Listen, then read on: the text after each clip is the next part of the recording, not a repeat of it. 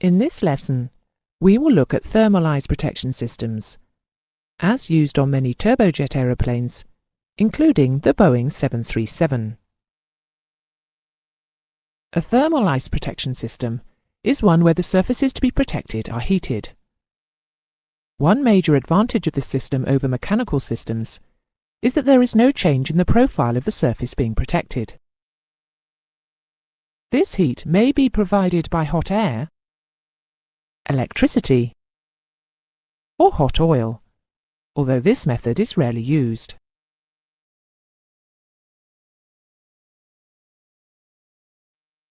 The most common method of thermal ice protection is the hot air system.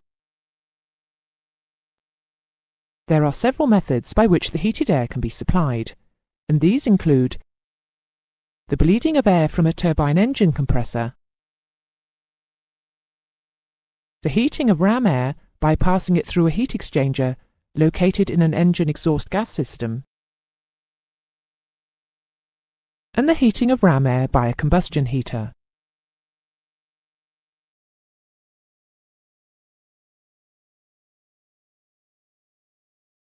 The areas normally protected by a thermal system include the engine air intakes and compressor inlet guide vanes, plus the wing leading edges and slats if they are fitted. On some, but not all aircraft types, the tailplane and fin leading edges are also protected. In systems supplied with compressor bleed air, the hot air is tapped directly from the engine compressors. The air is normally taken from a low compressor stage and a high stage to ensure the temperature and pressure is sufficient at all engine speeds. The amount of air tapped off is a very small proportion of the total airflow through the compressor, so the effect on engine thrust output of using compressor air for ice protection is similarly very small. The bleed air temperature may be controlled by a pre-cooler using fan air before it passes into a bleed air manifold. From here, the air supply to the areas requiring ice protection is controlled by shut-off valves. In some systems, these valves are able to modulate to maintain the air pressure within acceptable limits.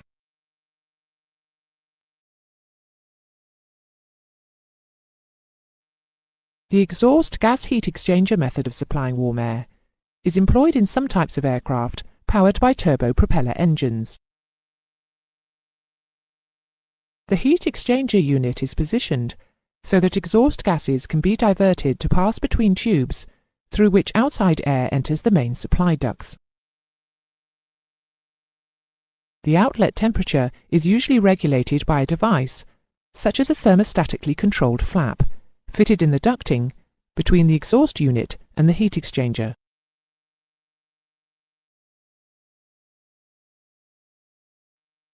In a combustion heating system, ram air is passed through a cylindrical jacket, enclosing a sealed chamber in which a fuel-air mixture is burned. The ram air is heated by contact with the chamber walls. Air for combustion is derived from a separate air intake and is supplied to the chamber by means of a blower. The combustion heater is fully explained in the pneumatic systems lesson.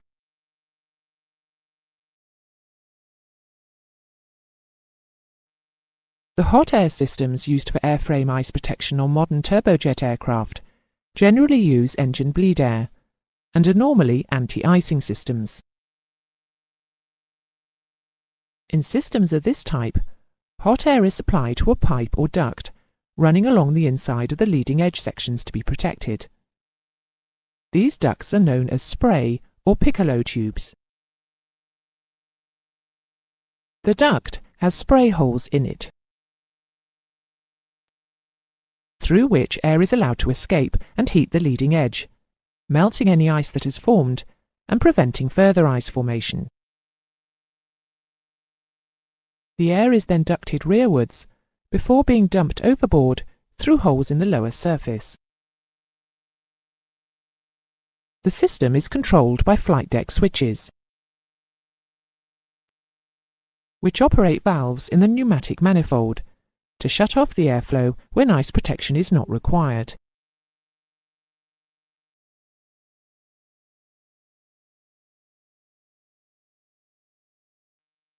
Engine air intake de-icing or anti-icing can be achieved either using hot bleed air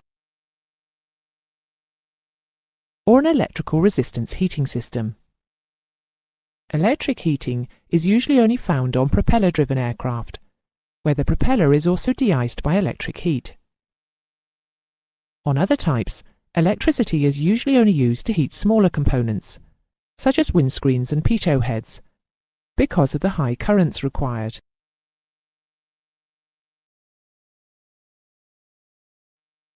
A typical hot air engine ice protection system is shown here. The air is tapped from the compressor at a suitable point.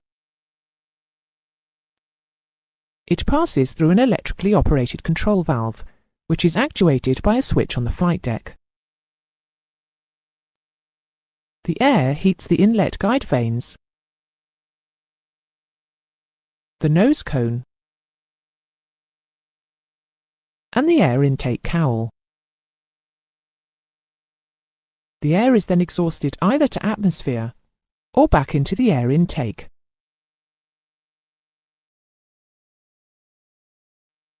In an electrical heating system, heating elements, either of resistance wire or sprayed metal, are bonded to the air intake structure. The electrical power supply required for heating is normally a three-phase alternating current. In the electrical wire type of system, the elements are sandwiched between layers of glass cloth, impregnated with resin. In some systems, the elements may be sandwiched between layers of rubber. The outer surfaces are, in all cases, suitably protected against erosion by rain and the effect of oils and gases.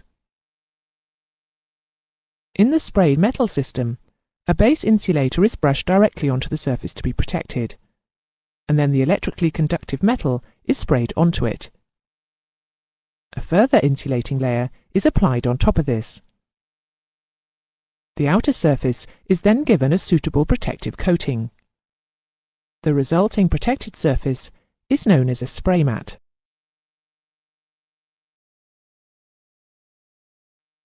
In an electrically heated ice protection system, both anti-icing and de-icing techniques are employed by using both continuously heated and intermittently heated elements.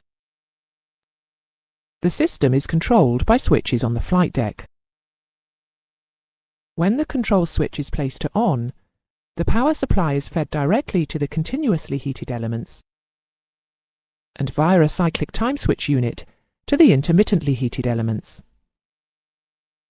The cyclic time switch unit controls the application of current in selected time sequences, compatible with prevailing outside air temperature conditions and the severity of the icing. In this example, the output of the time switch can be changed by selecting either light or severe icing conditions. The cyclic circuit is arranged so that while the supply is on for some heaters, it is off to others, and vice versa, in order to maintain a constant de-icing load to the electrical system. A number of small components are electrically heated to prevent ice formation. These and the windscreens are the only items normally electrically heated on large turbojet type aircraft. Some of them, such as pitot heads, angle of attack sensors, and temperature probes, may have switches and warning lights in the cockpit. Others, such as wastewater drain mast heaters and the inline heaters fitted to water pipes, operate whenever the aircraft's electrical system is powered.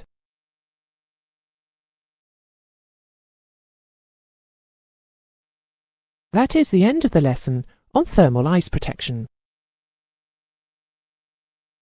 You now know that the heat source for thermal systems can be hot air, electrical power, or, very occasionally, hot engine oil. You should understand that airframe ice protection on modern turbojet aircraft is normally achieved using hot air bled from the engine compressors, with very little loss of engine thrust. These systems are usually anti-icing systems.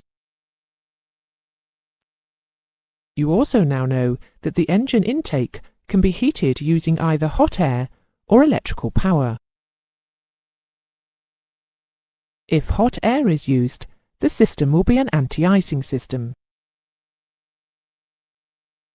But if electrical power is used, there will usually be a combination of de-icing and anti-icing. Finally, you should know that on turbojet aircraft, electrical power is normally only used to heat the windscreens and smaller surfaces and components.